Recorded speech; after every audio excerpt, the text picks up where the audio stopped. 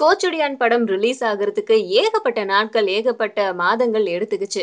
இந்த மாசம் அதாவது மே மாசம் 9ஆம் தேதி ரிலீஸ் ஆக வேண்டிய கோச்சடையான் இன்னமும் ரிலீஸ் ஆகாம போஸ்ட்பாண்ட் ஆயிட்டே வந்ததுக்கு என்ன காரணம் அப்படின்னு சொன்னா, நெறைய காரணங்கள் சொல்லியிருந்தாங்க. அதுல முக்கியமான காரணம் என்ன அப்படின்னா, படம் அனிமேஷன் படம். அதுல ரஜினிகாந்த் ரியலா நடிக்கல. ஒரு அனிமேஷன் பொம்மை தான் நடிச்சிட்டு இருக்கு. ஸோ அதனால இதுக்காக மக்கள் வருவாங்களா? ஒருவேள கோச்சடையான் தனக்கு நஷ்டத்த ஏற்படுத்திருமோ அப்படின்னு தியேட்டர் உரிமையாளர்கள் எல்லாருமே ரொம்ப நாளா யோசிச்சுக்கிட்டே இருந்தாங்க. அதனால தான் இந்த படத்த வெளியிடுறதுக்கும் தயங்கிக்கிட்டே இருந்தாங்க.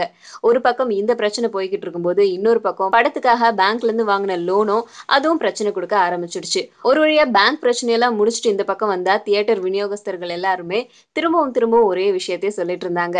"எங்களுக்கு நஷ்டம் ஏற்பட்டா யார் அதுக்கு பொறுப்பு?" அப்படின்னு சொல்லிட்டு.